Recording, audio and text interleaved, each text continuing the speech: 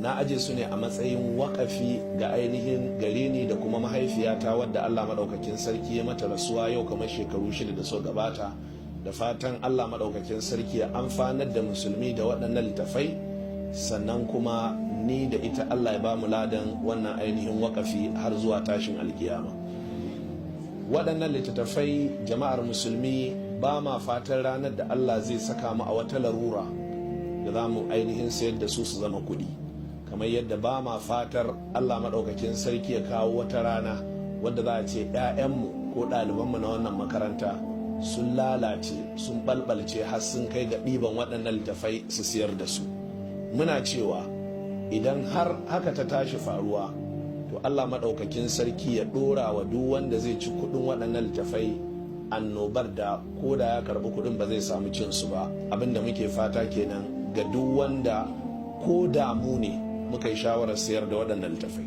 Shawara ta riga ta zartu, waɗannan littafai kayan wakafi ne, ba a cin su haramun ne.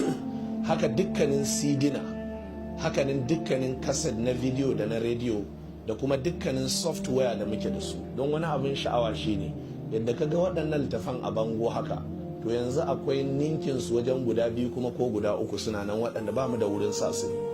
Sannan kuma akwai ninkin baninkin su waɗanda ma ba a taɓa buga su ba a inji, muna nan da su akan ainihin wato sidina, wato software na na'urar kwamfuta. Dukkanin wannan dukiya gaba ɗaya mallakar Darul Hadithi Salafiyya ce, kuma har kiyama ta tashi ba mu amince ta zama mallakar wani mutum shi kadai ko kuma wasu mutane ba.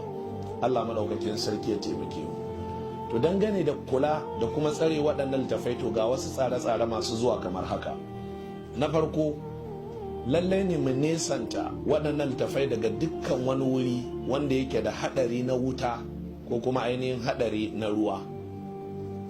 Na biyu, dole ne mu rinka kula da fesa wa katakon da waɗannan littafai suke a kai da waɗanda suke kewaye a kai maganin ƙwari.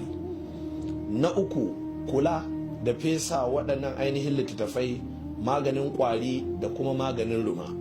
A ƙarƙashin haka na zauna na koyi wani ainihin darasi na musamman da suka sa mishi Library and Information Science a ƙarƙashin wani professor wanda shine ainihin wato HOD na wannan department da kuma ainihin librarian na wannan makaranta a can inda ne karatu a Federal University of Technology Yola. Sannan na ainihin tafi wata department ta musamman na ɗauki wasu kwasa-kwasai na musamman su kuma domin sanin irin sinadarai da chemicals da irin magungunan da ake fesa littafai don a tsare su ko da su kai shekara 100 nawa ne mai zuwa ba tare da wani abu ya ainihin tunkare su ba.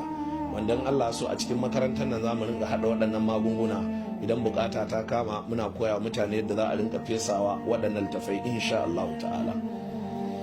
Sannan na gaba, dukkanin ɗaliban da ke makarantar nan za su rinka zuwa karatun littattafan nan, to muna son su kula da waɗannan ladduba kamar haka.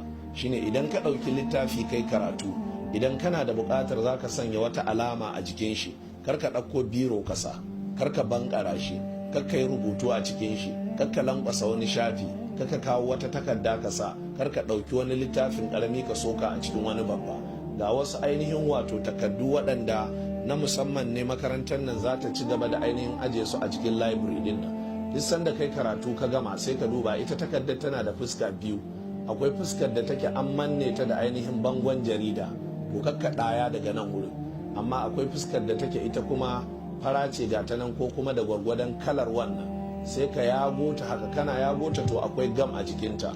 In ka yago sai ka ainihin manna a gefe ba a daidai kan rubutun ba, sai ka tsaya sai ka liƙe ta haka, shikenan sai ka ajiye. Za ka tafi sallah ne sai ka ɗauki littafin sai ka mayar da shi a inda ka ɗauko shi. Za ka je cin abinci ne sai ka ɗauka sai ka mayar da shi. A ruwa ne za ka sha sai ka ɗauka sai ka mayar da shi. Kenan ba mu yadda za ka tafi sallah ka ainihin aje littafin a ƙasa ba. Ba ma so mu ga littafi a ƙasa ko ƙwaya ɗaya.